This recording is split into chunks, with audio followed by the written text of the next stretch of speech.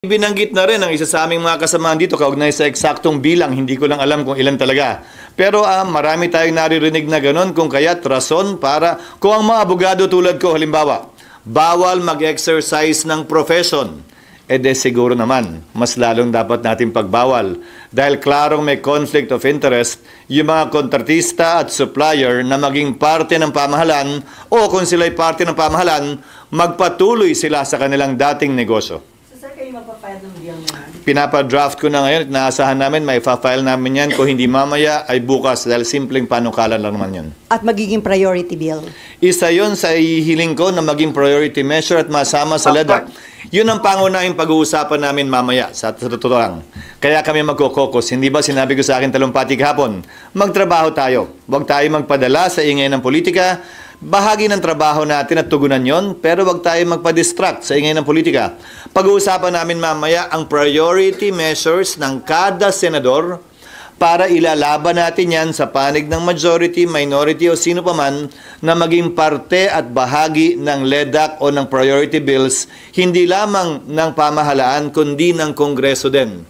Kaya dahil inaasahan ko magkakaroon ng pagpupulong ang LEDAC sa hindi malayong hinaharap at ito'y tatalakayin. Pangalawang nais naming talakayin sa caucus mamaya ay kung maaari niya konsidera ng mga miyembro ng Senado na yung mga napasa na on third reading nung nagdaang Kongreso ay baka maaari tulad sa mga nagdaang Kongreso din ay wag nang padaanin pa sa butas ng karayom. Maliban na lamang kung may concern at advocacy talaga yun ng miyembro kung saan siyempre susundin naman namin ang layunin at gusto ng sino mang miyembrong nais magsalita, pabor o laban sa mga panukalang batas. Pero kung halimbawa mga local bill lang naman yon, baka naman maaaring let go na yon kung no harm, no foul naman. Para mas mapadaloy namin yung pagpasa ng mga makabuluhang panukalang batas na hindi naman gaanong kontrobersyal. Sir, sinabi din ni Presidente na yung budget bill handa niyang isole kung ang ipapasa ng Congress ay hindi naaayon sa National Expenditure Program ng administrasyon. Di bali daw maging reenacted yung budget? Oo, bawat administrasyon layunin gawin yun, pero alalahanin nyo rin. Ang panukalang budget ay nanggagaling hindi lamang sa executive pero pati sa Kongreso. Hindi naman porgit binalangkas na executive, lahat yun ay tama na. Hindi naman porgit binalangkas na executive, lahat yun ay hindi na pwedeng baguhin at tila nakaukit na sa bato. Ang marapat at dapat baguhin dahil yung mga kalihim mismo ng Pangulo ay humihiling sa Kongreso ng dagdag o pagbabago sa kanilang budget. So siguro, kung may ganyang uri ng kautusan ng Pangulo, dapat pagsabihan din niya yung kanyang mga kalihim na kapag kami sinumite ng budget ang DBM para sa kanilang departamento, huwag na silang humirit pa. Dahil bago sila makahirit ang pagkukunan ay ibang departamento rin.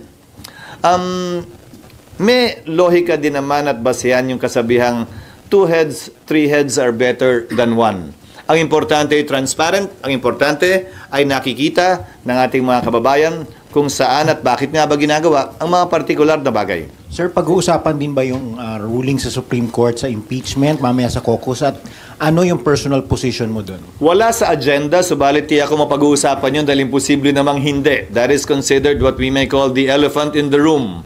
So malamang mapag-uusapan yun mamaya. Salamat sa tanong. Iba ang aking personal na opinyon kaugnay sa magiging posisyon ng Senado. Tulad ng sinabi ko kahapon, kung hindi pa kayo inaantok kahapon, hindi, umaga pa lang yun. Hindi porkit taga-pangulo ako ng Senado, kamay ko lamang ang nagdadala ng tiyempo at magdidikta ng direksyon ng Senado. We are a collective body and we will be deciding upon these matters collectively also after deliberation and via a vote. Personally, ang posisyon ko ay bilang abogado ay ito. Nagdesisyon ng Korte Suprema, sang-ayon ka man doon o hindi, dapat ito'y sundin. Kung hindi, magkakaroon tayo ng constitutional crisis at baka tingnan tayo ng mga karatig bansa natin at ibang tao na isang banana republic kung saan sinusunod lamang natin yung mga gusto natin. Ilang pananaw pa kaugnay sa desisyon ng Korte Suprema? 5 sa 11 pinag-utos ng Korte Suprema na isumite ng Kamara ay kabilang sa order o kautusan ng Senate Impeachment Court mismo kaugnay sa compliance ng Kamara sa 1-year ban. Sabi nga ng isang kritiko ng Senado noong mga panahong yon, wala daw karapatan ng Senado utusan ng Kamara at tanungin ng Kamara kaugnay ng 1-year ban. Sabi ng kritiko ng Senadong yon, desisyon daw yan ng Korte Suprema. Ngayong nagdesisyon naman ng Korte Suprema, ang sinasabi ng parehong taong yan ay Senate is the sole judge of impeachment cases. Dapat wag pansinin. Ano ba yan? Talaga bang nagbabago kung ano ang tama, totoo at naaayon sa batas? Depende sa gusto natin? Hindi ba dapat? Ano man ang gusto natin, dapat ang sundin natin ay ang batas at saligang batas at ayon sa konstitusyon.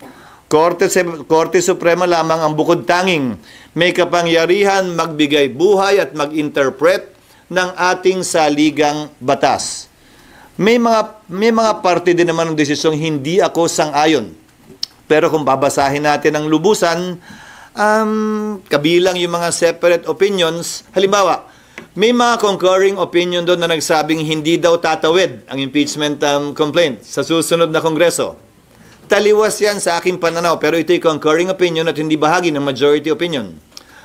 Pero nakita ko bilang abogado na minsan ang mga concurring opinion nagiging bahagi ng majority decision sa mga sumusunod na kaso pa. Having said that, maski yung mga puntong yon ay dinala at ika nga sinundan yung ilang concerns din ng Senado kaugnay sa paghiling sa House na desidido pa ba kayo dito sa impeachment complaint na to sa ilalim ng 20th Congress? Dahil hindi otomatiko yun. Ayon sa dalawang separate concurring opinion sa dalawang mahistrado, binanggit nila yon sa kanilang opinion. Ulitin ko, ito'y pagpapasyahan namin pero wala ako nakikitang rason at dahilan personally para hindi namin sundan at sundin ito. Maliwanag ang desisyon ng Korte Suprema. The impeachment complaint is null and void ab initio. Ab initio meaning from the beginning. Nakasaad din sa desisyon ng Korte Suprema, hindi nagkaroon mulat-mula ng jurisdiction ang Senado doon sa impeachment complaints dahil sa paglabag sa Bill of Rights, particular due process of law. Pangatlo, sinabi din ng Korte Suprema, immediately executory ang desisyong ito. Ngayon narinig ko pinag-uusapan ng ilang mga bagay kaugnay ng reconsideration, kaugnay ng pag-file ng pag-apply ng ilang mga prinsipyo sa batas, kabilang ng Doctrine of Operative Fact, pero hindi natin maialis na alam ng Supreme Court ang lahat ng ito. Ang Doctrine of Operative Fact, Korte Suprema mismo ang nagbaba niyan bilang exception sa null and void ab initio ruling nila sa mga nagdaang kaso. So kung nais nilang gamitin yan, edi ginamit na sana nila dito. Pangalawa, tapusin ko lang, at pangalawa, kaugnay sa paglabag ng due process, kinlaro din nila yon na kapag ka-violation ng due process ang pinag-uusapan, ay wala na tayong pwedeng i-review o ibalik pa dahil nawala na ng jurisdiction mula sa simula ang anumang korte o husgado. Ayon sa majority at unanimous decision ng korte. Yes. Pag-uusapan niyo yan nang nakakonvene kayo as impeachment court o pwede po sa plenary, ma'am? Personal ko ding opinion ito, pero ang masusunod dito ay ang mayoriya. Nakalagay kasi sa korte, sa desisyon ng Korte Suprema, walang jurisdiction ang impeachment court. Walang jurisdiction ng Senado. Nadinggin pa ang mga articles of impeachment. Naalala nyo, bago kami nag-convene, binasa yung articles of impeachment, at least in dulo man lang, bago kami nagka-jurisdiction. Ang sinasabi ng Korte Suprema sa desisyon nila ngayon ay unconstitutional yung articles of impeachment. Kaya walang jurisdiction yung Senado. At pag sumumpa yung mga bagong halal na senador, they will swear to do impartial justice during trial. Wala nang ang jurisdiction eh. Sa tingin ko, mas safe na Senado ang magpapasya kaugnay nito imbis na impeachment court dahil baka matingnan pa na paglabag ang pag-convene ng impeachment court matapos ang naging desisyon ng Korte Suprema. Ngayon, wala bang presidente o meron? Meron. Noong nagpasya ang Senado na i-dismiss yung impeachment laban kay dating Pangulong Estrada dahil sa EDSA 2, dineklara ng Senado, not as an impeachment court, as a Senate, dineklara ng Senadong functus officio na yung kaso, yung impeachment court, at dinismiss yung kaso. So, nung nagdaan, nagawa na rin yan ng Senado. Inaksyon na ng isang impeachment complaint bilang Senado at hindi bilang impeachment court. So regular session possible later? SP, scenario lang. Depende sa mapag-uusapan mamaya. Total naman, itong mga unang araw na ito, wala pa naman kaming panukalang batas na pwedeng talakayin dahil kailangan ma-first reading muna lahat ng mga panukalang batas na final. Dahil nga, bagong kongreso ito, kailangan i-refile lahat ng mga bill na hindi napasa noong nagdaang kongreso. Just to be clear, sana lang. Personal nyo, SP, is hindi na kailangan mag-convene after the decision of SC. Yes, and if the Senate will act on it, the Senate should act on it as a Senate in plenary. Pero sabi nyo, SP, nung previously, pwede namang hindi sundin ng Senado yung kautosan ng Supreme Court. Ang sinabi ko noong nakaraan, pinagpapasyahan pa rin. Pagpapasyahan din namin mamaya yan dahil iba-iba opinion ng senador. Hindi ko sinabing hindi pwedeng sundin. Ang sinabi ko, pagbobotohan lahat. Dahil noong mga nagdaang panahon, di ba nga, sinabi ko sa iyo, pinagbotohan ng Senado kung susundin ba o hindi yung TRO kaugnay sa foreign currency deposits ni dating Chief Justice Corona. Sa botong 1310, nagpasya ang Senadong sundin ito. Ganon din marahil ang makikita natin kaugnay nito. May magmomosyon, halimbawa lamang, na aksyon na o anong gagawin o magtatanong anong gagawin ng Senado kaugnay ng Supreme Court decision, may sasagot at magsasabi at manghihiling ng motion. Pag walang nag-object, edi yun na yun. Pag may nag-object, edi pagbobotohan. Pero yung botohan nun, sir, kay CJ Corona as an impeachment court, hindi as legislative body. Yes, pero yung botohan din naman kay dating Pangulong Estrada as a legislative body, as a Senate. Dahil yon nagbotohan sila sa impeachment court dahil yung issue na bring up during trial na. Hindi naman tiniro yung buong proceedings. Ang tiniro yung pagbubukas, yung pag-issue ng subpoena doon sa foreign currency deposits as part of the trial. Sir, some are saying na kung inaksyonan niya noong February, sana tapos na yung impeachment, hindi na pag-impeachment. Babalik na rin ko, kung inaksyon na namin at anong itsura namin ngayon na bawal pala lahat ng ginawa namin. Paano kung nag-convict ang Senado? Bawal naman pala lahat dahil nilabag naman pala yung Bill of Rights at right to due process ng nasasakdal. So babalik ta rin ko, Sally. Baka naman kaya minamadali ito noong mga panahon yun ng iba? Ay dahil alam nilang may problema o maaaring magka-problema, rason para madali ng kamay namin. We exercised an abundance of care when it came to that, not wanting to violate any constitutional provision and juxtapose that to what the House did after the Supreme Court decision.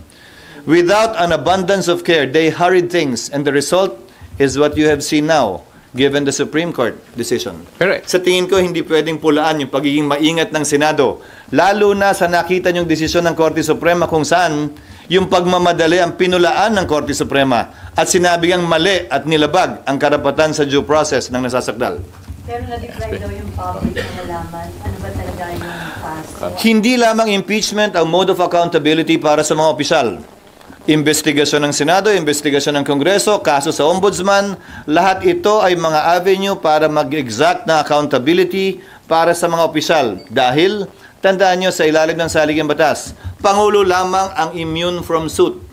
Hindi immune from suit ang ikalawang Pangulo o iba pang impeachable officers. So hindi nila maaaring sabihin, walang ibang avenue. SP, balik lang ako sa SONA kahapon ni Presidente, yung sa flood control at saka yung insertions. Kayo ngayon po ay kayo din ay naakusahan na nasa likod ng 140 Nino. almost 140. Nino. Yung report po na lumabas sa Nino, Politico. Sino nga yung nag-aakusa? Apo. Yung media? Sa Politico po na merong Sino nga? report. Sino nga? Sir, Sino nga? yung Who mga are media they- reports nga No, po. who are they quoting? It's difficult to answer because you're not quoting anyone. Sino Sinong sinasagot ko? Doon sa official documents po na nakuha from the GAA. Sino nga sinasagot ko? Sagutin ko. Sabi nila nung una, 9 billion daw yung sa Sorsogon, 12 billion daw yung sa Bulacan, sunod sinabi 142 billion, sunod binura nila yon ginawang 150 billion. Alin ba talaga ang sasagutin ko ron? Pangalawa, nung una ang sinabi, ako lang, sunod sinama si Senator Villanueva, sunod buong Senado na raw yun. Bibigyan ko kayo ng kabuuang sagot. Ang kabuuang panukalang amendment kaugnay sa 2025 budget ay umaabot sa humigit kumulang 600 bilyon. Ang nilipat-lipat, tinanggal, dinagdag. So kung totoo man yung sinasabi nila na 150 billion ang binago ng Senado, nasaan yung 500 billion yung pagbabagong yon? Saan ang galing?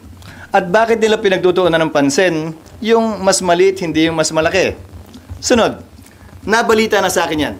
Nagagamitin laban sa akin yan kaugnay sa isang demolition job, kaugnay sa napipintong halalan ng Senate President.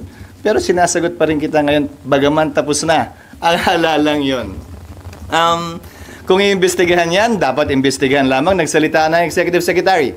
Imbestigahan daw hindi lamang yung sa panahon ni Pangulong Marcos, pero yung mga nagdaang administrasyon din. Dahil kung ano man ang kapalpakan, kaugnay ng flood control, hindi lamang itong taong to, kung hindi mga nagdaang taon. Dahil kung titingnan niyo yung panukalang budget, mas malaki pa nga yung budget sa nagdaang taon sa flood control kesa sa kasalukuyang taon.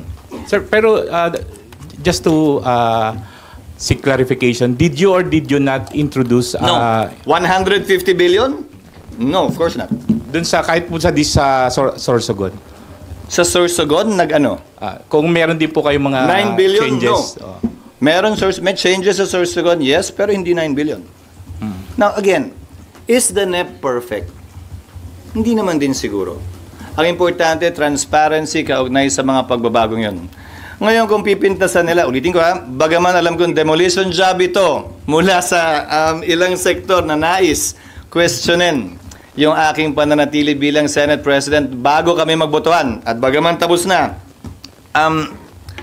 para sa akin, hindi parang makalipas ang 27 taon. Ngayon lamang yata ako maakusa ng isang bagay na ganyan. Ang masakit, dinamay pa si Senator Joel na kung maalala nyo, ay nung pumasok siya sa Kongreso, ay ang party list niya ay SIBAC, Citizens Battle Against Corruption. At dahil lamang siya ang napili at napipisel kong majority leader nung mga unang araw nung nakarang linggo. So ulitin ko, bahagi yan, par for the course yan, tulad ng pag-warning sa akin na ilan sa mga kasamahan ko sa Senado na gagawin yan.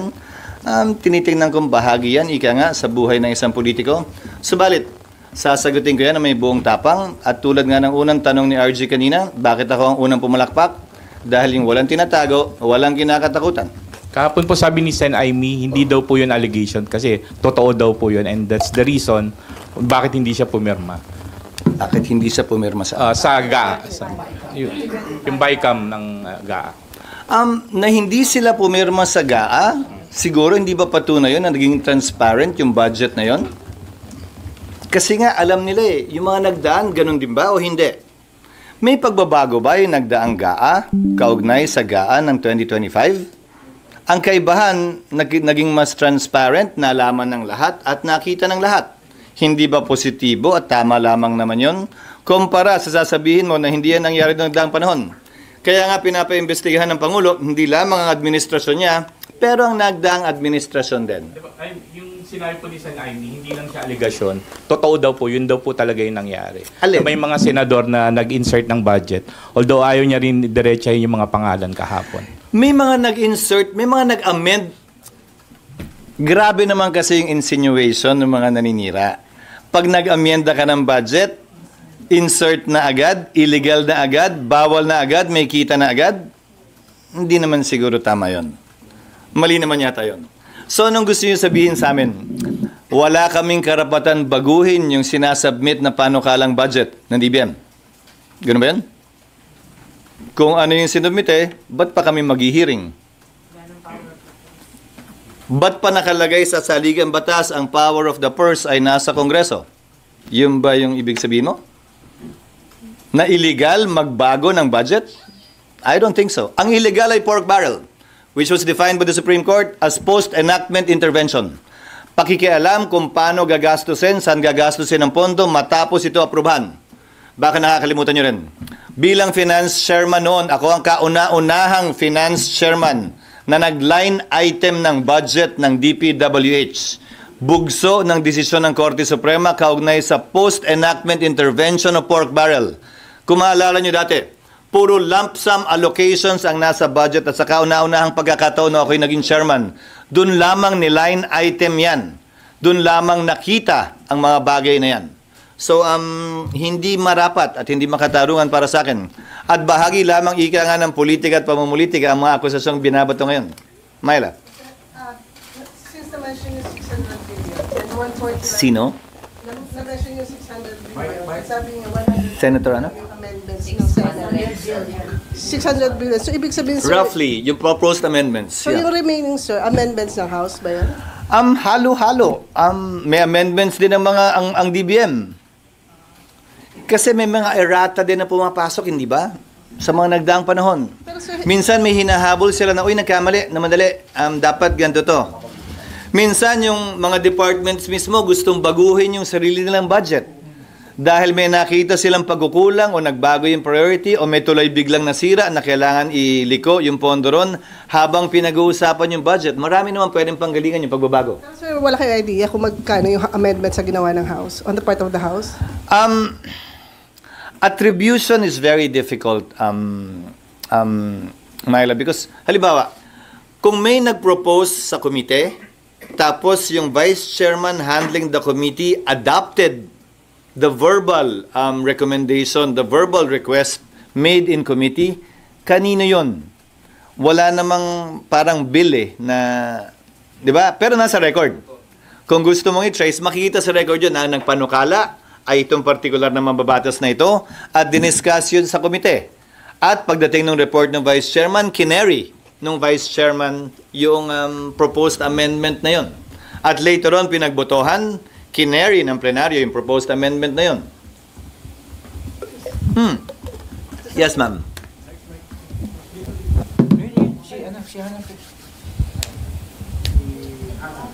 Sir, related din po sa budget insertions. Itatanong ko lang po, another Politico report also Parang surfaced. favorite niyo yun ngayon.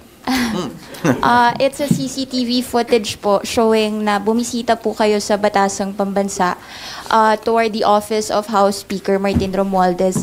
Sa kasagsagan daw po ito nung usapan sa national budget. May we know, sir, kung ano po yung purpose nung... Malamang galing din sa kanila yan dahil ang paninira na-trace naming paninira laban sa amin ay nanggagaling din sa Kamara. Hindi nga lang siguro 2 beses ako bumisita pero hindi sa tanggapan ni Speaker Romualdez. Sa tanggapan kung saan, sa opisina kung saan isinasagawa ang BICAM na pinag-usapan din naman nung nag-bicameral conference committee meeting kami para tiyakin na ayos yung trabaho ng staff, para tiyakin na nagpapatuloy ng walang problema. Again, these are insinuations that you are merely carrying coming from those who want to politicize that particular instance. Pag hindi naman namin ginawa yung trabaho namin, edi issue din. But what are they insinuating? Tapos, sir, follow-up I'm lang po. asking, what are you insinuating? What are they insinuating na nagpunta ron? So, bawal na rin magpunta at gawin ng trabaho bilang BICA member? Bawal bilang Senate President tingnan kung ayos yung staff na gumagawa ng BICAM? May insinuation agad na mali? Hindi naman siguro tama yun. That you made sure though, that you made sure na yung mga changes as you proposed, mapapasok sa Again, that is an allegation wrought with malice. At ulitin ko, sino yung nagsabi? Kayo naman, panayang pasagot nyo sa akin sa mga anonymous report na naman. Report nino. Saan niya kinuha yung report? At sino nagsabi? No, answer me. Sino? No. Sino nga yung kino-quote ng report? Hindi naman pwedeng wala, di ba? Again, this is clearly a PR job. Although it is, and I know it is, sasagutin pa rin kita kasi wala naman akong tinatago eh. Yes, Ali. Sir, ano yung mga changes or reforms na implement ninyo pagdating sa approval ng budget para maiwasan itong mga ganitong controversies? At malabo ba yung gusto ni Presidente na halos wala na kayong baguhin doon sa budget? Hindi naman nga pwedeng walang baguhin. Again, Congress has the power of the purse. No NEP is perfect. But as long as it is based on discussions made openly with transparency and accountability, wala ako nakikitang problema. Again, gaya ng sinabi ko kanina, 2 heads are always better than 1. Hindi naman alam ng lahat ng executive department officials ang problema ng bansa.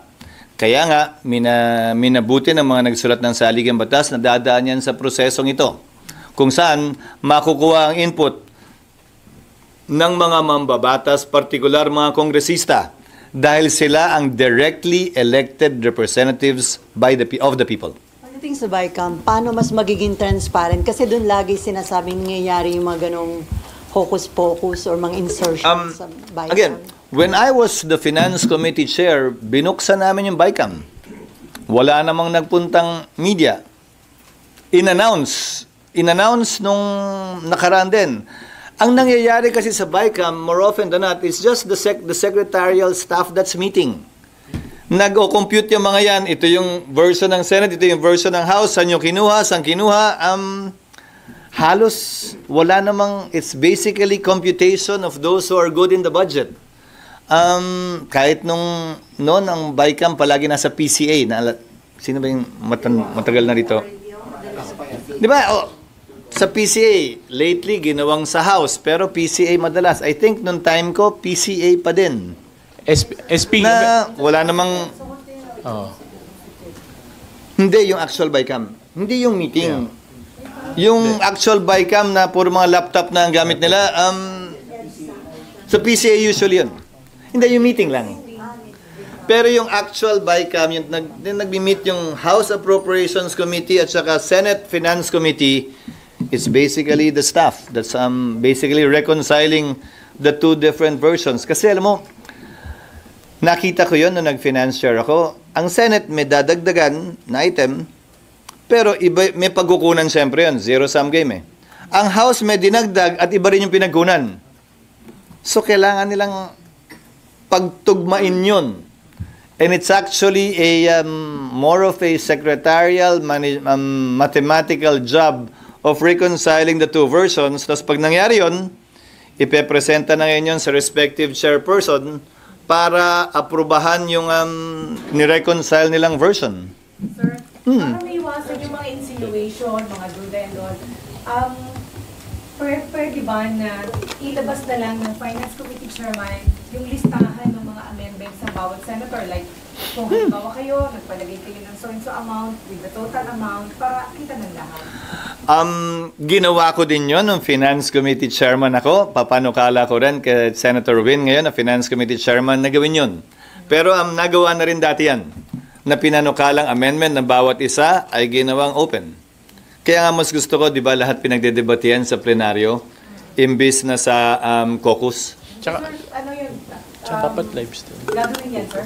Kaya this time? Again, I will suggest that to Senator Win. That will most likely be discussed in the majority caucus in response to the President's call as well. Sir, pwede ba yung... Pero ulitin ko, hindi naman po pwede na walang babaguhin at hindi pwedeng baguhin yun na nakaukit sa bato. Tingin ko hindi mangyayari yan dahil that will be depende. Ulitin ko, tama ba lahat na ipapanukala nila? Bigyan ko na halimbawa. Biglang nagbago ang isip ng executive sa 2025 budget at nagsabing dagdagan natin yung combat pay ng ating mga sundalo. Sa halagang, kung hindi ako nagkakamali, 15 ba o 18 bilyon. So bahagi yun sa nabago sa 2025 budget, pero nanggaling mismo sa executive yun. Saan ngayon kukunin yun? So parang confidential funds ng OVP, nasa net originally, diba? Yung confidential funds ng sa... Tapos tinanggal. Diba? So, sila mismo yung nagpatanggal nun. Diba? So, yung mga pagbabago, marami naman pinanggagalingan. Yun, nagiging transparent din ba yun? Minsan, yung mga secretary, makikipag-appointment na lang bigla. Di ba? At hihilingin na lang sa isang senador. Tapos yung senador, sasabihin na lang dun sa isa. Sana, pag may magbabago mula sa executive, ganun din ang maging panuntunan. Maging transparent din yung mga pagbabagong nagmumula mismo sa kanila. Pero sinabihan na doon sa Secretary Pangandaman, yung mga cabinet, na wag lang... Kasi sinabihan ko din siya, nung nakausap kami, ilang linggo na nakalilipas, na kung gusto nyong panindigan yung budget para hindi na masyadong magulo, sabihan nyo yung mga kalihim at head of office na wag nang maglako dito sa Senado at sa Kongreso ng dagdag na pondo dahil dapat, hindi ba, dumaan na yan sa masusing proseso. The budget call of the executive is always in the second month of the year, February. So isipin niya, March, April, May, June. 4 na buwan niya na dumaan dapat sa butas ng karayom bago isumite ng presidente pag-deliver niya ng SONA, ang NEP ng executive branch. So sana wala na masyado ring pressure o mga request mula sa executive branch din. Make it public, sir, pag may cabinet members na humihirit ng additional funds. Same, sabi ko nga, dapat pareho ang panuntunan.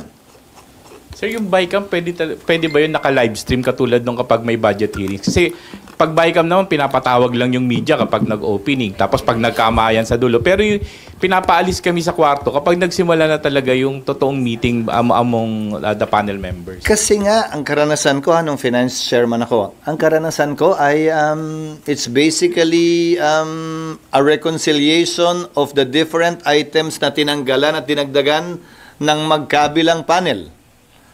Tapos, pagpapasahan yon ng tinatawag nilang small committee ng both houses, di ba? So, kung may gagawin transparent, dapat gawin transparent yung pagpupulong na yon ng mini o ng big BICAM man.